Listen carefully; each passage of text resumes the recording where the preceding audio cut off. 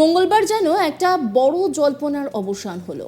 বিজেপির হাত ধরলেন জাস্টিস অভিজিৎ গাঙ্গুলি। তবে বিজেপিতে গেলেও মমতা বন্দ্যোপাধ্যায়ের জন্য সম্মান শোনা গেল তাঁর গলায়। কি বলছেন তিনি বলছেন মমতা বন্দ্যোপাধ্যায় একজন রাজনৈতিক ব্যক্তিত্ব, তবে মমতা বন্দ্যোপাধ্যায়ের প্রতি সম্মান জানালেও তৃণমূল দলটাকে দুর্নীতিযুক্ত দল বলে কটাক্ষ করতে ছাড়েননি বিচারপতি অভিজিৎ গাঙ্গুলি। তিনি কি বলছেন শোনাব আপনাদের। Mamata Banerjee? Yes, like other political personalities, she is also one political personality. What else? Mamata Banerjee? Yes, like other political personalities, she is also one political personality. What else? প্রসঙ্গত রবিবারই শোনা গিয়েছিল বিচারপতি অভিজিৎ গাঙ্গুলি ইস্তফা দিচ্ছেন। তার মেয়াদ শেষ হবার আগেই তিনি তার পদ থেকে ইস্তফা দিচ্ছেন। তারপরে যে জল্পনা শুরু হয়েছিল তিনি হয়তো রাজনৈতিক কোনো দলে যুক্ত হবেন। তাকে সেই বিষয়ে প্রশ্ন করা হলে তিনি বলেন যে কিছুটা সময় অপেক্ষা করতে হবে, মঙ্গলবার পর্যন্ত অপেক্ষা করতে হবে। ইস্তফার পরেই তিনি জানাবেন যে তিনি কি করছেন। তবে তিনি এই ইঙ্গিত দিয়েছিলেন তিনি বৃহত্তর একটা কাজে পদার্পণ করতে চলেছেন। আর মঙ্গলবার তারই জবনিকা পতন হলো। তিনি বললেন যে আমি বিজেপিতে যোগ দিচ্ছি। বিচারপতির পদ থেকে ইস্তফা দিয়ে স্পষ্টভাবে সেই কথা জানিয়ে দিলেন অভিজিৎ গাঙ্গুলি। আগামী 7ই মার্চ তিনি বিজেপিতে যোগ দেবেন বলে সাফ জানিয়ে দিয়েছেন। দল বলবে যে লোকসভা নির্বাচনে তিনি প্রার্থী হবেন কিনা। বিজেপিতে যাওয়ার কথা বলে বিচারপতি গাঙ্গুলি জানান তৃণমূলের মতো দুষ্কৃতী দলের সঙ্গে লড়াই করার জন্য বিজেপির মতো একটা দলের সত্যিই দরকার ছিল। তার সাফ কথা, রাজ্যের শাসক দলের সঙ্গে লড়াই করার জন্য, তাদের দুর্নীতিকে রোখার জন্য একমাত্র ভরসা বিজেপি। তিনি আরও বলেন যে তাকে শাসক দলের তরফ থেকে বহুবার আক্রমণ করা হয়েছিল, অপমানজনক বহু কথা বলা হয়েছিল। সেই বিষয়গুলোই অনুপ্রেরণা দিয়েছে তাকে এই সিদ্ধান্ত নিতে। তিনি আরও বলেছেন রাজ্যের শাসক দলের মুখপাত্রই এমন কথা বলেন যাতে করে দলের কেলেঙ্কারি ফাঁস হয়ে যায়।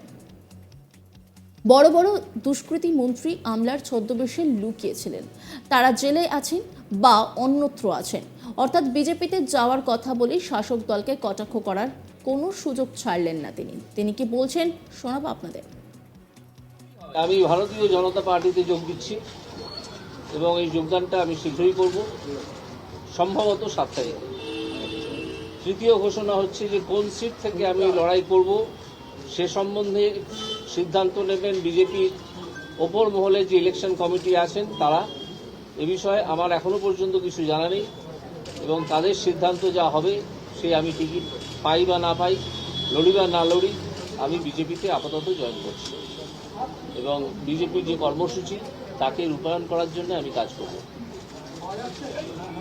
বিজেপি একমাত্র সর্বভারতীয় পার্টি যারা তৃণমূলের মতো একটা দুষ্কৃতী দলের বিরুদ্ধে লড়ছে, সেই জন্য এখানে আর কোনো সর্বভারতীয় পার্টি নেই।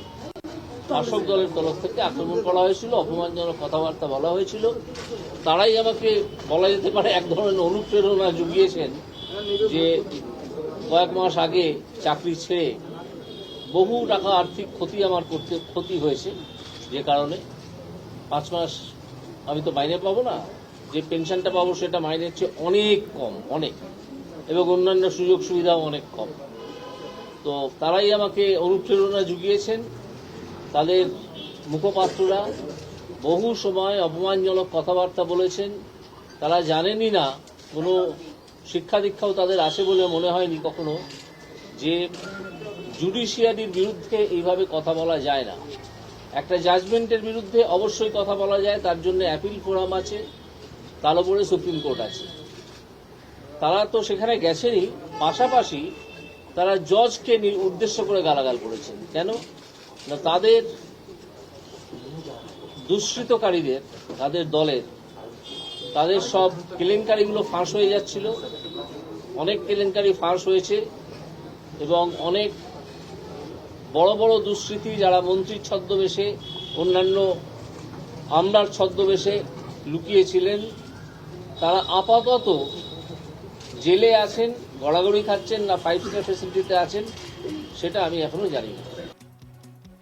মঙ্গলবার যেন একটা বড় জল্পনার অবসান হলো। বিজেপির হাত ধরলেন জাস্টিস অভিজিৎ গাঙ্গুলি। তবে বিজেপিতে গেলেও মমতা বন্দ্যোপাধ্যায়ের জন্য সম্মান শোনা গেল তার কথায়। তিনি কি বললেন শোনাব আপনাদের। Mamata Banerjee? Yes.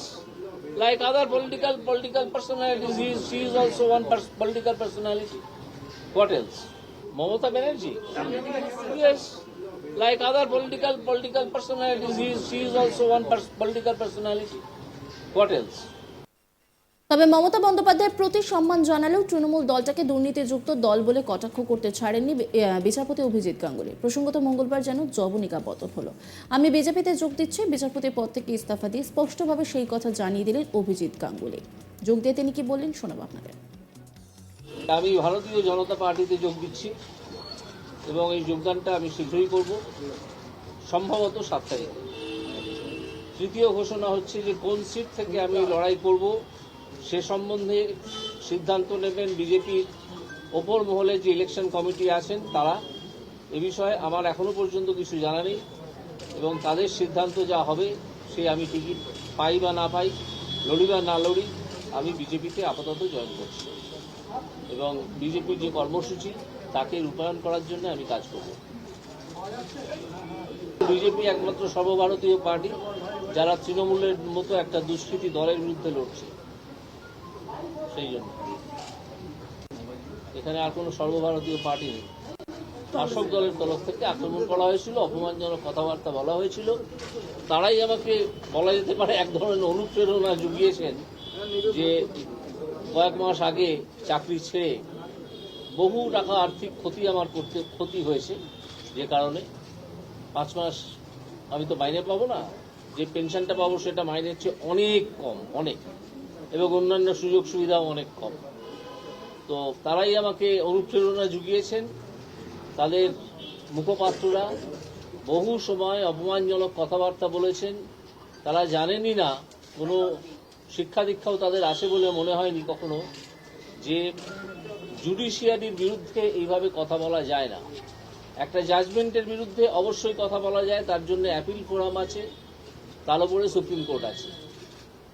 তারা তো সেখানে গেছেনই, পাশাপাশি তারা জজকে উদ্দেশ্য করে গালাগাল করেছেন। কেন না, তাদের দুষ্কৃতকারীদের, তাদের দলের, তাদের সব কেলেঙ্কারিগুলো ফাঁস হয়ে যাচ্ছিল। অনেক কেলেঙ্কারি ফাঁস হয়েছে এবং অনেক বড় বড় দুষ্কৃতী যারা মন্ত্রীর ছদ্মবেশে, অন্যান্য আমলার ছদ্মবেশে লুকিয়েছিলেন, তারা আপাতত জেলে আছেন, গড়াগড়ি খাচ্ছেন না 5 স্টার ফ্যাসিলিটিতে আছেন সেটা আমি এখনো জানি না। অন্যান্য খবরের আপডেটের জন্য অবশ্যই নজর রাখুন আজ তাক বাংলার ইউটিউব স্ট্রিমিংয়ে।